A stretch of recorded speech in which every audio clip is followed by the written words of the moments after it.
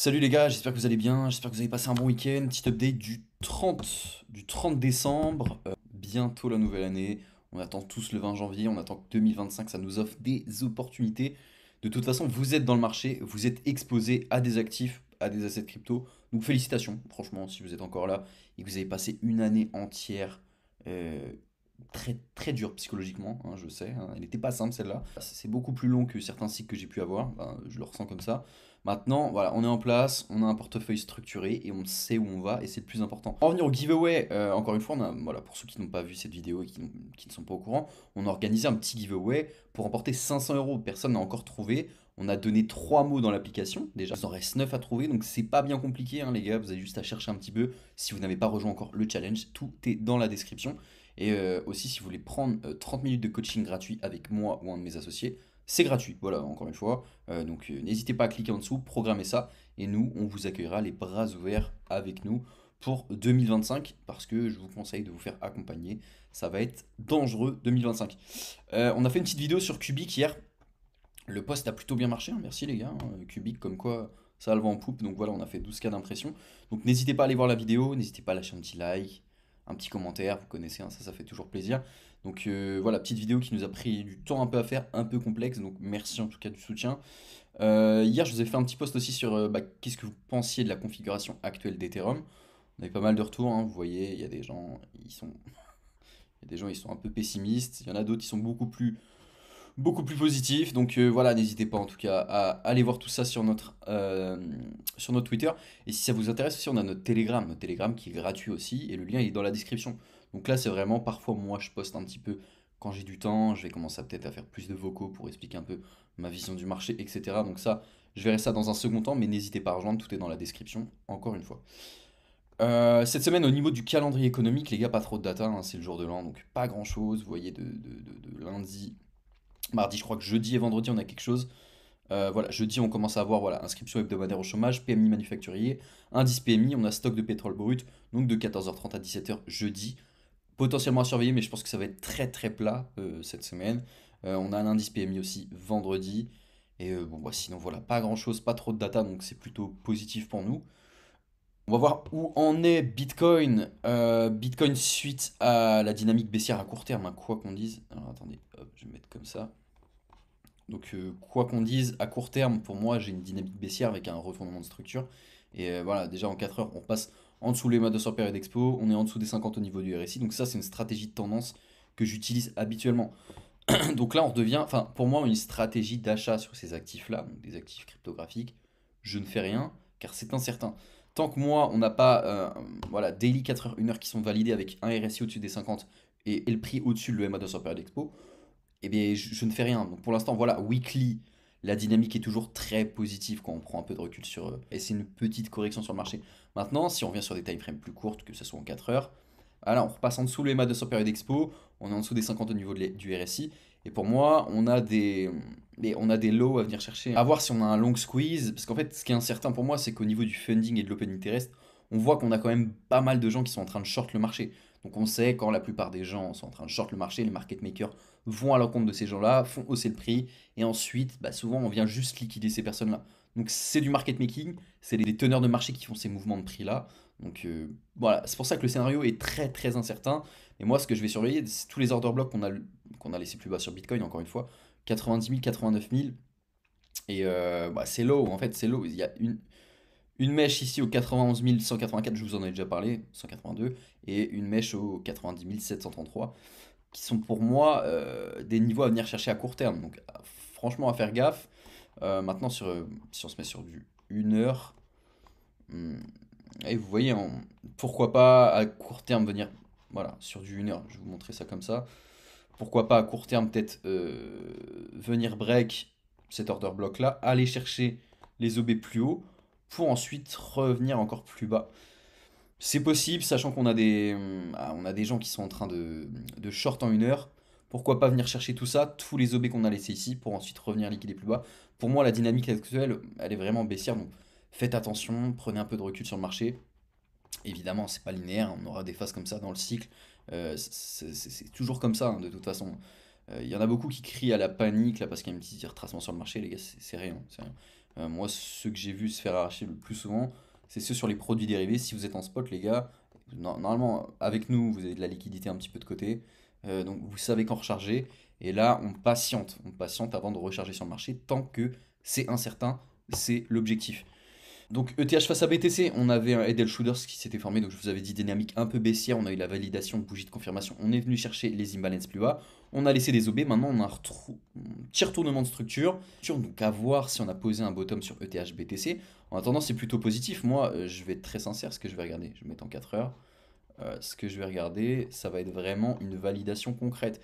Donc déjà, revenir chercher ces zones-là de polarité qui servent de résistance maintenant, ça pourrait être intéressant. Sachant que là, on n'est pas venu chercher le high juste ici, donc au niveau des 0,036. Pour moi, la validation, elle se fera quand on partira au-dessus de cette mèche-là.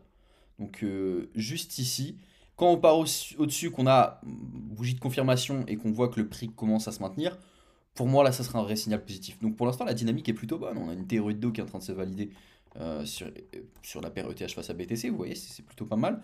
Donc à voir ce qui se passe. Donc à terme, pourquoi pas revenir. Voilà, je vous le dis honnêtement, vu que pour moi, la dynamique est baissière à court terme déjà sur Ethereum et Bitcoin, ben, pourquoi pas venir chercher voilà, la zone d'imbalance donc de FVG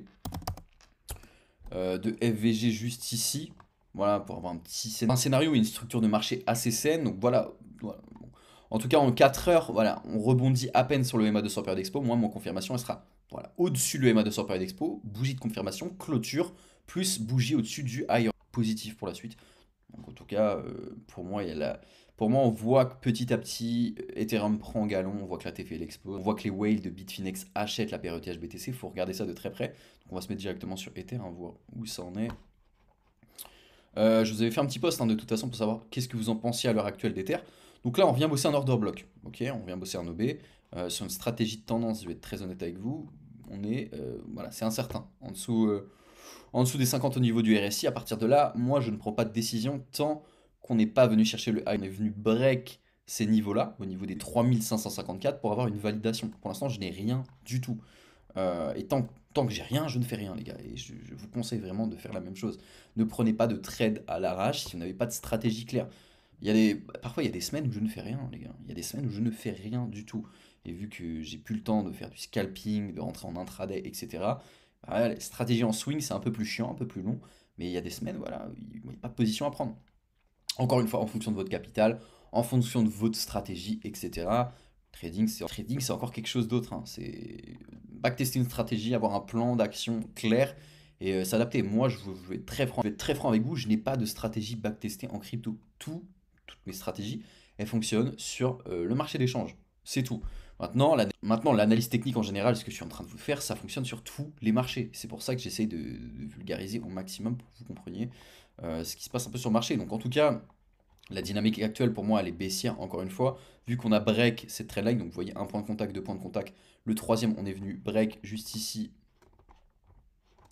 hop, on est venu break juste ici, et à partir de là, moi là on latéralise entre deux choses, et bon, tant qu'on maintient cet order block ça va, honnêtement je pense qu'à un moment il faudra venir chercher ça et chercher ça pour avoir notre continuité baissière à court terme. Le niveau que je surveille sur Ether, ça va être ouais, les niveaux 3036. Donc encore une fois, une sorte de polarité. Donc c'était une zone de FVG qu'on est venu combler. On a quand même le MA 200 période expo qui est ici. Pour moi, les niveaux plus bas, c'est ceux-là. On va venir chercher, je vous mens pas. En weekly, qu'est-ce qu'on a? On a aussi notre FVG weekly qui est intact. Donc c'est ces niveaux.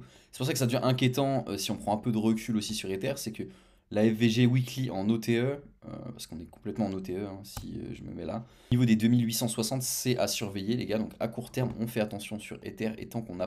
Donc c'est à surveiller à court terme et tant qu'on n'a pas, je vous le dis clairement, hein, cette validation, qu'on vient chercher ce higher low au niveau des 3435, qu'on a une validation retournement de marché et qu'on vient chercher ces niveaux aux 3556, ah, pour l'instant, il n'y a rien. Heatmap et des liquidations, vous voyez, on a quand même des clusters un peu plus bas au niveau des 90 000, quand même à venir nettoyer, je pense. Donc pour moi, le scénario baissier avant de repartir plus haut, c'est ce que je privilégie pour le moment. Donc on a des clusters de liquidité plus bas, pourquoi pas venir nettoyer ça?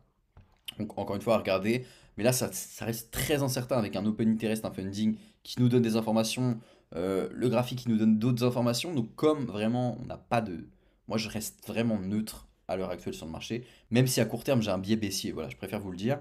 Je voulais vous parler de Usual aussi, un projet très intéressant. On vous a fait un article complet sur l'application, donc si ça vous intéresse, n'hésitez pas à rejoindre. Cliquez dans la description. Donc une TVL à 1,5 milliard, il y a eu des grosses levées de fonds qui a été faites par des très très gros projets. Je vous laisserai aller voir, tout est dans la description. Et pour demain, n'hésitez pas à me dire aussi les projets que vous aimeriez que j'analyse. Je fais une petite liste. C'est pour vous aussi qu'on fait ces vidéos-là. Donc n'hésitez pas à me dire dans les commentaires les projets que vous voulez que je regarde. Et puis je noterai ça tranquillement. Donc Usual, très très bon projet. Je vous avais dit, on attend de bosser l'order block ici au niveau des 0,77. Pour l'instant, vous voyez, on revient tranquillement sur ces niveaux-là. Puis on reviendra bosser aussi, je pense, l'imbalance qu'on a laissé au 0,91 avant de partir un peu plus bas. Donc prenez du temps un peu. Les niveaux à surveiller, de toute façon, je vous ferai une vidéo complète sur le projet. Donc en tout cas, n'hésitez pas à me dire les projets que vous voulez que j'analyse pour demain. De toute façon, ça va être assez calme encore pendant quelques jours. Donc voilà, cette semaine aussi, on a le nouvel an. Donc voilà, il y aura une vidéo en moins. Mais en tout cas, prenez un peu de recul, profitez avant que début janvier, ça soit la guerre.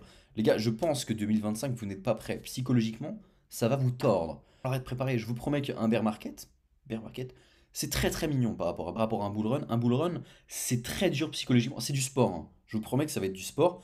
Parce que la gestion émotionnelle dans d'un cycle haussier, les prises de décision, savoir quoi faire, prendre les bonnes décisions, pfff, la charge que c'est, les gars, je m'en rappelle, hein, j'en ai vécu et je vous promets que c'est vraiment pas facile. C'est vraiment pas facile parce qu'on ne sait jamais quoi faire. Mais si on n'a pas de plan, pour ça que je suis chiant avec ça, il vous faut un plan. Si on n'a pas de plan, vous allez vous brûler les ailes. Donc encore une fois, les gars, moi je vous dis bon courage et bah, si vous voulez un plan d'action, n'hésitez pas à prendre votre appel de coaching.